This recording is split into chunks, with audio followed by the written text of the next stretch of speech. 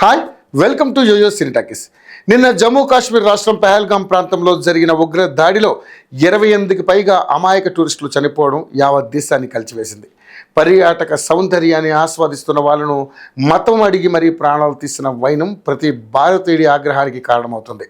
Saudi Arabia పర్యటనలో ఉన్న ప్రధాని నరేంద్ర మోదీ హుటాహుటిన ఇవాళ ఉదయం భారతదేశానికి వచ్చేశారు.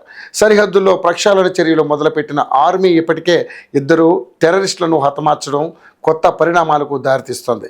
ఈ దుర్ఘటనకు సందర్భంగా ఒక బాలీవుడ్ మూవీని నిషేధించాలని పిలుపులు ఊపందుకున్నాయి. వచ్చే నెల మే 9న హిందీ సినిమా అబీర్ గులాల్ విడుదలవుతోంది.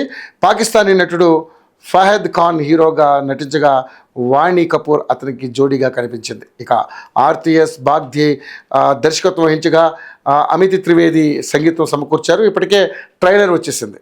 ఈ ఫహద్ ఖాన్కు ఇది ఇండియన్ డెబ్యూ కాదు. 2014 ఖూబ్సూరతిలో తెరంగేట్రం చేశారు. 2016లో కపూర్ అండ్ సన్స్ ఏ దిల్ హై ముష్కిల్లో కనిపించారు. ఆ తర్వాత 9 ఏళ్ళుగా పాకిస్తాన్లో ఉంటూ 7-8 సినిమాల్లో కనిపించారు. వాటిలో the legend of Maula Jatt మన దేశంలోనూ రిలీజ్ దక్కించుకుంది. ఇప్పుడు ఈ అబీర్ గులాల్ ద్వారా రీ ఎంట్రీ ఇస్తున్నాడు.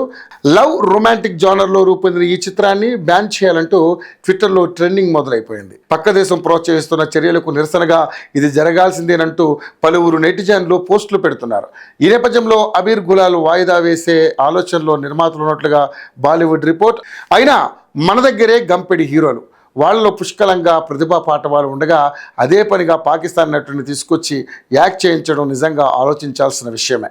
ఫహద్ ఖాన్ ఇప్పుడు అటాక్స్ గురించి స్పందించకపోతే నిరసన మరింత తీవ్రం కావడం ఖాయం. హాయ్, హలో, మెస్మరైజ్ చేసే మూవీ ముచ్చట్లు, రిలీజ్ అయిన వెంటనే రివ్యూస్, మీ అభిమాన తారల రియల్ స్టోరీస్, సినిమా సమాచారం ఏదైనా క్షణాల్లో మీ చెంతకు.